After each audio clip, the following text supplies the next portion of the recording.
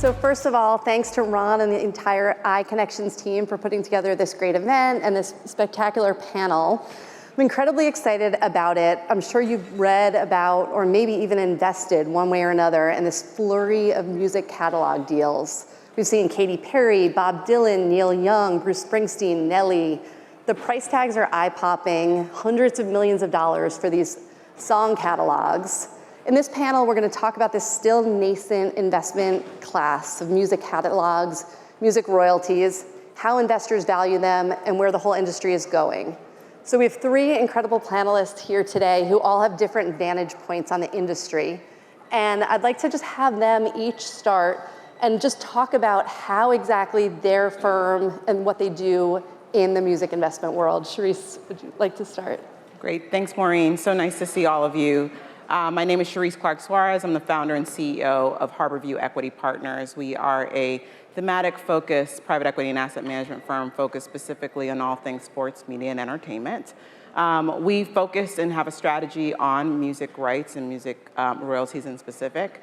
Happy to talk and engage today around how we think about that. But one of the things that we think is really nice about the asset class that typically fits in people's private credit buckets is really that it is and can behave as a diversifier to various portfolios, if you will. One of the things that I tell people all the time that they don't even realize is that most people, and many of you today, have intersected with music today, whether you've realized it or not. When you got in the taxi cab to come here, if you've turned on Spotify to wake you up in the morning, if you've gone to the gym or gone to the supermarket or otherwise, the pervasiveness of music allows it to really engage in everyone's life and again, acts as a real diversifier. So we think about playing the space as long-term IP that we think will have long duration and long-term value in one's portfolio.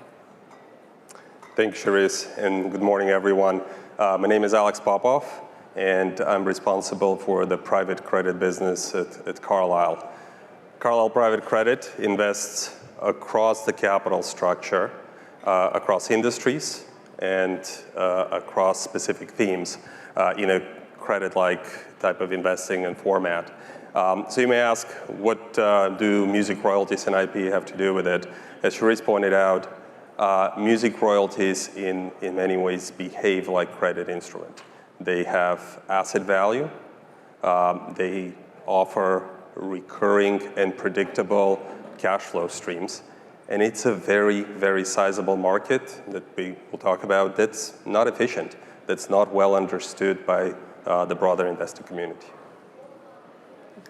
Hi, I'm Kristen Jones. I work at Albourne Partners. We are a non-discretionary all-alts advisor. What that means is we work with institutional clients who are looking to invest in hedge funds, private equity, private credit as it relates to what we're talking about here today. I oversee the US private credit team, so I spend my days with folks like Sherrese and Alex, understanding their strategies and their exposures, the risk-return profiles, and then help our clients understand what that could mean for their portfolios. What does it provide them? How does it fit with their IPS? We spend a lot of time in complex spaces like this, as well as the most vanilla credit, often comparing and contrasting, and helping sort of folks get over what is sometimes a daunting task of understanding a nuanced space like music royalties. So I'm happy to be here today and looking forward to the conversation. So I think we all, have our own Spotify playlist, maybe hop on the Peloton and pick a specific artist to listen to. But it's a really fascinating space, and what I'd really like to hear, you could have a thesis as just like an average consumer of music of what these numbers mean, but I want to really hear how you value these investments when you look at them. Alex and Sherrese and Kristen, I'd love to hear how people balance their portfolios and think about them, how investors more broadly. Sherrese, would you like to start? Sure, happy to. So one of the things that, when you're investing in something that's really interesting, people forget that at the end of the day, when I'm buying or maybe they don't realize, is probably a better way to say it, that when I'm buying a catalog of music from an artist like Nelly or from an artist like Christine McVie of Fleetwood Mac, you are essentially buying a cash flow stream, and one that is perpetual. So at the end of the day, what I'm doing is buying a pool of cash flows that are contributed from the monetization of these underlying IPs. And so the valuation is not dissimilar from what you would do to value any stream of cash flows, right? So any stream of cash flows has a cadence to it, it has a history to it. We spend a lot of time building up our own proprietary data platform to analyze historical trends, overlay them with, more recent trends that we pick up from various user interfaces to then come up with a point of view around the perpetual nature of the cash flows, what we think they'll look like in 5 years from now, 10 years from now, and beyond, and then thinking about a point of view around risk reward against those cash flows. So it's a pretty simple DCF at the end of the day, but again, something that, a lot of people find really interesting. And so sometimes I think people confuse, doing something interesting with, at the core basic of it, you're just really buying a pool of cash flows. Alex? Yeah, no, I'll add, I was sharing an interesting anecdote. We announced maybe about 6 months ago an investment with one, household name artist, and I ended up being in an event like this the day we announced. Probably had 30 people approach me, and about half of them said that this was a great investment, and about half of them said, why did you do that? The one commonality is nobody asked at that time about how much cash flow are you expecting to generate, what's growth rate, what can you do with those cash flows. And I think that brings to the point that this industry, people have a lot of opinions about it, but at the end it comes back to the cash flows. It starts with the macro. This is an industry that's growing at 9 to maybe double digits % for the foreseeable future. It's driven by globalization of content, by mobility, accessing to music on mobile phones, by the cost of consumption coming down. You get access to all music for $15 a month or whatever it is that used to cost you for one catalog. And then you go down to the specific artist, specific catalog, specific record. And one of the things that's not appreciated by this in the industry quite a bit is how data intensive it is. How many lines of data you need to be able to process and analyze to come up to an understanding of what the cash flows can look like and what the distribution of those outcomes can be. And then last but not least is what can you do with these cash flows? Can you actually affect the cash flows going forward in some sort of way by minimizing leakage or potentially by growing that revenue curve for the artist? And that's what's attractive about the industry from our perspective. Kristen? Yeah, so at Albourne, we have the good fortune of working with 340 of the world's most sophisticated investors, and I end up seeing most of them take one of two types of exposures to the space, if they take an exposure at all. They're either focused on narrow mandates, specialists, the likes of who we have on stage here today, where hopefully they're being rewarded for their specialization, and it is a space where we think you do get rewarded for specialization. Or the alternative is investing in more of a multi-strat.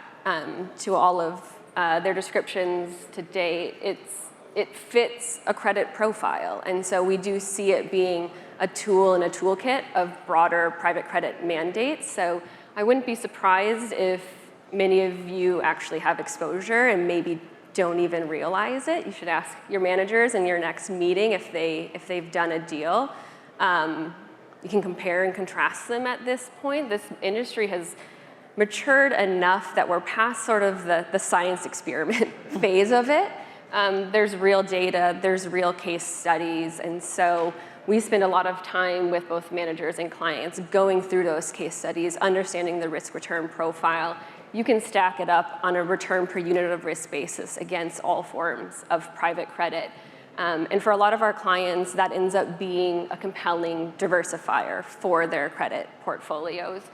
It's not usually the first or the second thing they do when building a private credit portfolio, but for those who have an interest in diversification, for those who have a big enough team to get comfort with the space, it is just nuanced enough that it does require somebody really digging into it. And so I think for the folks who have yet to take exposure in a very intentional way, often it's because this meteoric rise of private credit has meant that credit has found its way into all niches of our life, including music.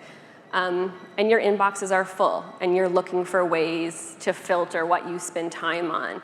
And the complexity of this means that it can be something that gets filtered out, but hopefully after our conversation here today, you don't filter it out the next time it comes across your index.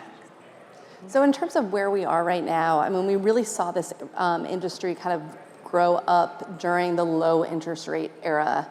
What is the effect of higher interest rates on this whole investment class? I mean, show me a risk asset class that isn't correlated to rates, and then I'll give you all my money. But every asset class is going to be correlated to the cost of capital. This asset class is no different. What I will say back to it being a true diversifier, I grew up basically investing in and around sports media and entertainment for a long time, and you're always making the compelling argument, trust me, trust me, trust me, it's non-correlated. The nice thing about the last 5 years is we've actually had major events, right? We all went through a global pandemic. We saw, massive inflation, both here domestically and across Europe. We've seen inflation start to retreat here in the US. We've seen a massive move in rates by the Fed over the last couple of years. And then we fast forward to looking at both two things. One is the cash flows associated with this asset class and the assets that we've owned during this entire time have exceeded our expectations, so grown faster than what we thought they were going to do. They have also not had any degradation in the underlying core components of it. And then lastly, what that's translated into is that you've seen skilled assets in this asset class have a little bit of degradation in value, all trading in the high teens till kind of low 20s when skilled assets go to trade. And when you compare that to other segments of the broad marketplace is, like I traffic in media stocks as an example. Many of the media stocks are 70% off of their 52-week high as an example. This asset class, large skilled assets have been maybe 10 to 15% off. And the reason for that, I think, is again, the resiliency of the cash flows. The fact that, again, you all woke up and you probably experienced music today without even trying. And that very human condition of engaging in music as just a part and parcel of your life, even more so than any other space in the broader IP market. Again, you've heard me say we're bullish on IP, but relative to even sports, we don't watch sports every day. We're going to go watch sport on Sunday, or we're going to watch the football, the Super Bowl in 2 weeks from now, or the Taylor Bowl. That's my new name. The Taylor and Usher Bowl. We're going to watch the Taylor and Usher Bowl in 2 weeks from today. But you watch that, more periodically. Music you actually engage in every day, multiple times a day, and that every time you do that as a consumer, whether passively or actively, you're engaging in an economic transfer of value from the place and the point of connectivity to the actual IP holder. So you juxtapose that to the current rate environment that we've seen over the last couple of years, and that's why you've seen the resiliency in the asset values themselves. So again, show me an asset class that's not, correlated to rates, and I'll give you all my money. But even within the context of a higher rate environment, you've seen the resilience of the asset itself. Very much agreed. Interest rates, of course, affect valuations of discounted cash flows. But a few things to add. This, as we've talked about, this is a long-term asset class, as it was probably not appropriate to apply 0% rate discount forever. So it's not a 5 or 6, it's a long-term asset class. Two is the growth that Sherrese was referencing. Throughout this period, revenue generation by the music industry has grown in close to double digits. It's driven by proliferation of mobile and access for people, as well as globalization. So you have many more consumers being able to access the IP and are, as a result, fueling the growth in demand. And you can extrapolate from where we are today for the next 5, 6, 7 years that this continues. And then last but not least, I do not think this is an asset that you put on the shelf and just let it sit there. Certainly some IP may fit into that category, but a lot of that IP there's a potential to improve on the cash flow generation of the IP. So interest rates are a component, but the real value drivers are outside of interest rates. Yeah. And Kristen, LPs, do you hear different questions around this asset class in general in this higher interest rate environment? No, I think it's back to that point of diversification and the role that it plays in their broader credit portfolios. We're at a point of institutionalization and sophistication. These are spaces where you need to be making real, thoughtful credit selections. It's not just about how the music makes you feel. Everybody has an opinion on they like them or they don't like them.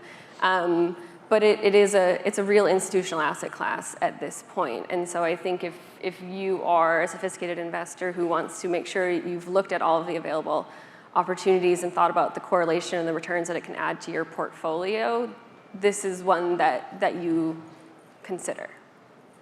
So we've had this huge influx of capital into the music industry in a new way. How does this affect creators? How does this affect sort of the balance of power in the whole ecosystem of music? Want me to go first? Sure. So what I love about what we do is obviously we serve our stakeholders and we serve all of the LPs that we work on behalf of and their constituency. What we also try to do is be partners to the creative ecosystem. And I will tell you that the institutionalization of this space has created a lot of agency. Like one of the artists that I purchased from was a young artist, but started writing when she was really young, like around 16 or so. So she had a seasoned portfolio of works by the time she was looking to sell in her mid-20s.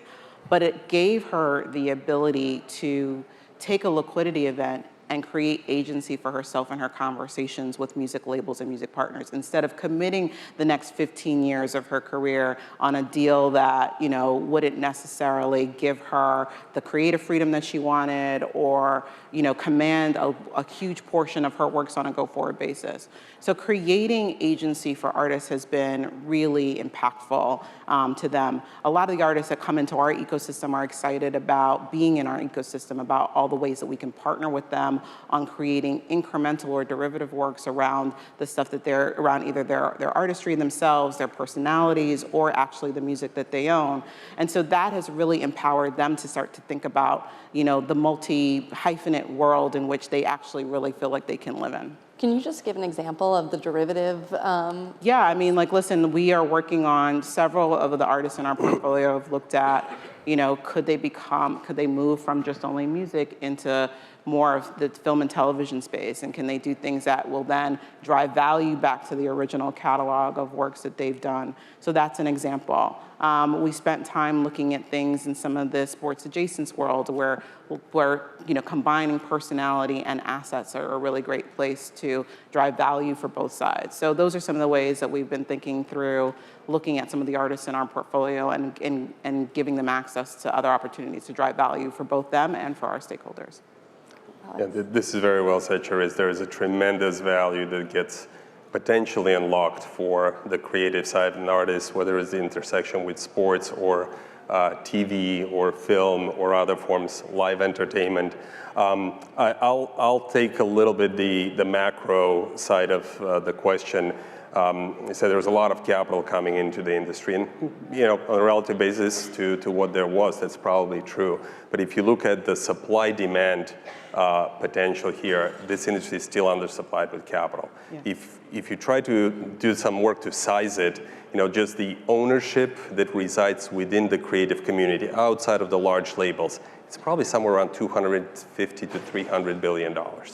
And the capital in a more institutionalized, professionalized manner that is looking to create returns for investors is significantly smaller. So there is still a very meaningful imbalance of supply-demand, and you will see more people coming into it, and rightfully so. I just want to follow up on that. Just in terms of understanding what inning we're in this industry. You hear about these deals, I think, and just as an average music consumer, you're like, how many multi-hundred million deals are there? Like, you see the Bob Dylans, the Katy Perrys. How many are there? Are we saturated? And so if you think we're still in early innings, like, where is this going? What hasn't been tapped? I'd love to hear from all of you on that. I can start. It feels like I said science project earlier. It feels like we're past the initial phase of is this a trade? Is this a fad? I think it's clear that enough maturation has happened that this is not only here to stay, but I'll say this because it seems self-serving coming from Sherrese or Alex, but I think having this exposure in the hands of investors is a good pair of hands for this space. And so it feels early innings. If we're sticking with the baseball analogy, we're in the third inning.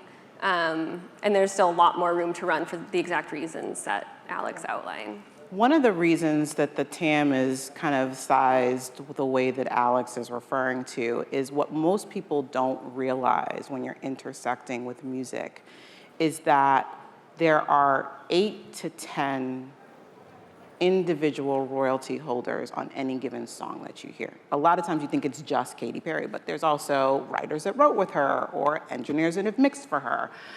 Or in the example of Fleetwood Mac, there's Christine McVie, there's Stevie Nicks, there's the rest of the band. So in any individual song that you hear or collection of songs, there's anywhere from 8 to 10 individual royalty holders that own a perpetual income stream that they can freely trade and assign to anyone they want. So you've got this really big TAM that's undercapitalized. We've sized the same thing, Alex, and we think the dry powder chasing that $200 billion is on the order of magnitude of $20 billion. So compared to other asset classes, you have this upside down pyramid. But the thing about all of that TAM is it's these tiny little fractional shares of pieces of songs or pieces of catalogs or pieces of income streams that you have to go find a way to create enough sourcing for yourself. And so that's the thing that I think keeps it like really advantageous, right? So there is few aggregators who are institutionalized chasing this space. It keeps the aggregated portfolio values elevated, but it allows us to have really good, purchasing power, candidly, against this underpenetrated TAM. And then it requires a level of specialization and expertise. Alex hinted on it, but any individual opportunity that you're looking at, you're talking about probably 1 million lines of data. And most people, if they're not oriented as an investor first, they're probably gonna invest on the zeitgeist, or they're going to skip over looking at data. But there's so much data here that can actually be underwritten just the same way that you underwrite any other cash flow, that you put all that together, you have some decent barriers to entry around a pretty addressable TAM that we're really excited about. That's a dynamic we've seen a lot of niche asset-based credit.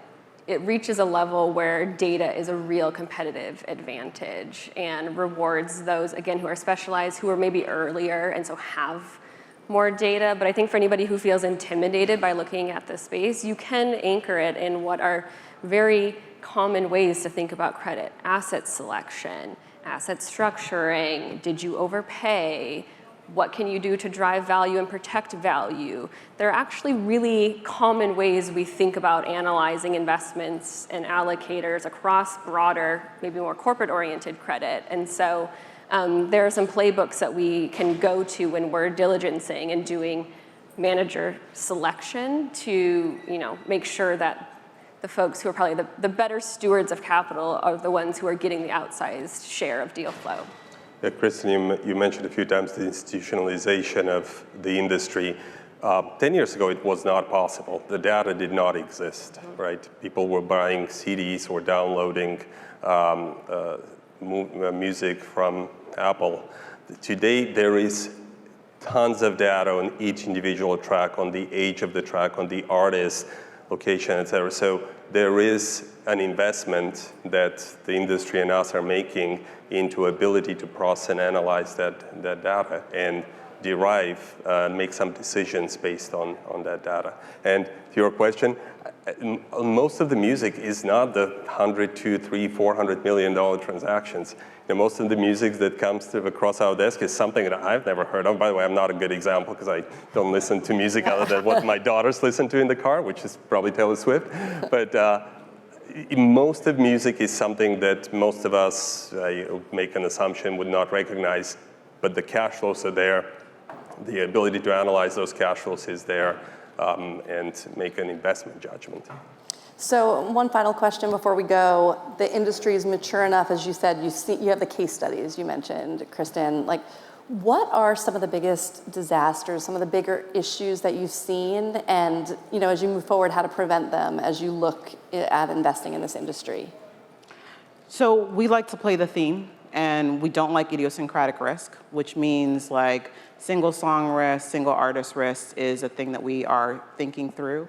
Just like any pool of cash flows that you don't have, that you have fractional shares of, if you don't have control, you're really thinking about portfolio construction. So we think that a disaster is having highly concentrated exposure. Again, these are cash flows, so you're always thinking about how to size the cash flows, how to finance the cash flows efficiently, how to think about risk managing those cash flows is really important. So people who aren't doing that, again, taking the bias that you're gonna go get some jazzy music people, which, listen, I'm wearing leather pants today, so, don't chalk me up as one. But at the end of the day, only doing that, you're sort of avoiding the fact that at the end of the day, you're underwriting cash flows, there's large, huge data sets. So those are disasters we think are huge and things that you have to avoid. I would agree. Diversification in this industry is a must, and that's one. And then two,